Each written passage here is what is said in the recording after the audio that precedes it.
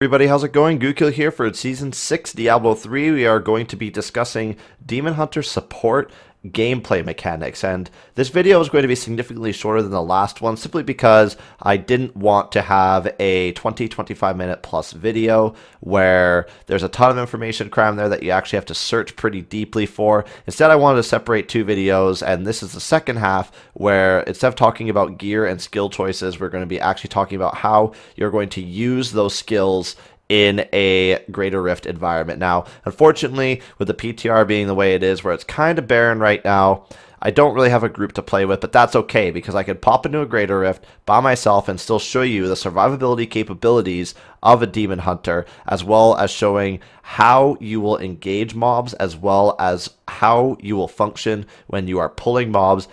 Like in Season 5, you will most likely be pulling mobs into a corner, which makes it easier for you to deal damage. In any case, let's get started. First things first, make sure that you have every piece of gear equipped and make sure that your cube items are correct. You may wind up in a group that would rather have somebody else use Nemesis bracers, so make sure that you change that up accordingly if you need to. Otherwise, make sure that you've coordinated with your group that everybody has the proper items that they need and that everybody is on the same page. Group synergy is a big deal, and if you go into a group that, for example, has 3 people running Nemesis bracers and you've all talked about it, it's going to cause not only your group to have less survivability, but it might cause some issues going down the road when it comes down to who should be popping shrines, whether shrines were popped at the right time or wrong time, etc., etc. Ideally, if you are wearing Nemesis bracers, you are the person that touches shrines to spawn elite packs.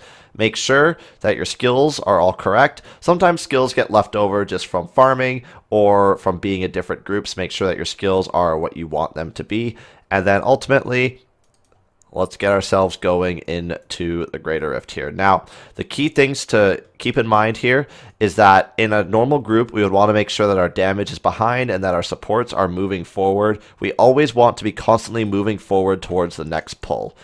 Now, as we're going through and getting towards a corner, we want to make sure that we're constantly shooting out our entangling shot as well as our multi-shot, just to make sure that we're putting out the wind chill debuff, as well as putting out Mark for Death, as well as the Odyssey's End entangling shot debuff. So you can see here we've got an elite. What we likely would do is pull back towards this corner, make sure that everybody is standing in place, in which case you would be able to start dropping down your sentries so that you are creating that 25% force field, 25% damage reduction force field. As you can see here, we are in total control of everything that's going on.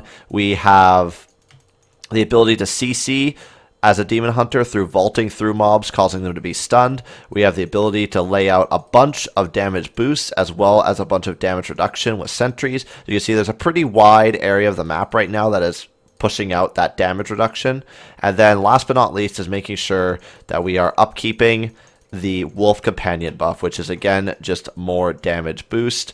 Now, of course, since I'm by myself, I'm using more discipline than I normally would be using, but ultimately we're doing the job that we want to, which, as you can see, as a support, we've been able to group up all these mobs together, lay down a solid foundation for other supports as well as damage to be able to stand in so that they are taking as little damage as possible, as well as supplying the maximum damage buffs that we possibly can for a group. And that pretty much is all you need to do as you're supporting. Support has never been something that I would consider hard to play, but it is something that, as Diablo has evolved, has become very, very important for group play, simply because having 4 damage dealers in there ultimately is not as effective as having supports that can buff your other damage dealers and also increase the survivability of other damage dealers as well as other supports to be able to push higher and higher Greater Rifts. Now, for those who didn't believe me that this is possible, here's the 4-player leaderboards where you're seeing Demon Hunter worked in combination with Barbarians and Wizards, and there's a lot of gaps here because of the ban waves that have gone out where accounts are no longer active. As you can see here, here is a 101 clear with Demon Hunter, a Wizard, a Witch Doctor, and a Barbarian, and Demon Hunter is pretty prevalent throughout the entire board. As you can see here, here is a different comp with a Monk, a Witch Doctor, a Demon Hunter, and a Wizard. So it does look like there is some flexibility in terms of what you could use. And if we go actually to the seasonal 4-player leaderboards, which is where people are doing most of their testing, if it wants to load for me, that'd be great. Looks like leaderboards might be having a glitch. But as you can see here, top again is Witch Doctor, Monk, Demon Hunter, and a Wizard.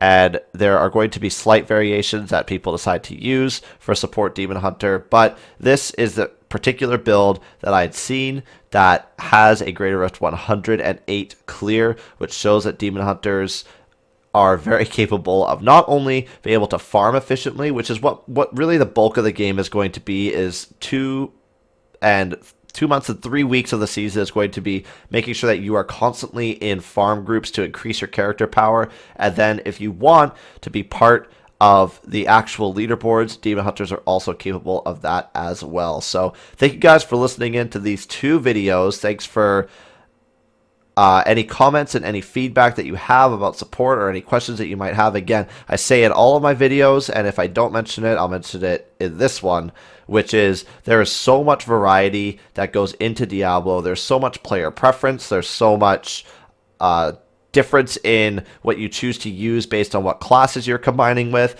that just because this is what I've said in this video does not mean that there aren't alternatives. Ask questions and explore for yourself as to what are some other items, some other skills that you can use in combination with this to maximize whatever you are doing for your group. There is no one specific way or right way to do things. You are a different player than me. I am a different player than the next guy who's going to be playing support Demon Hunter. Maybe you like a skill and you find that your groups are clearing higher than my groups are. Well, maybe that's because you function better with that skill. I don't know, but make sure that you consistently push ideas and try things out for yourself, because everyone's results are going to vary just a little bit. Thanks, guys, and I'll catch you on the next video where we talk about the alternative solo Demon Hunter pushing build, which right now is pretty dominant on the seasonal solo leaderboards here. And I might be a little delayed with that one because it requires having all ancient pieces. That is the one hint I will leave off for you guys. Thank you very much, and I'll catch you guys later.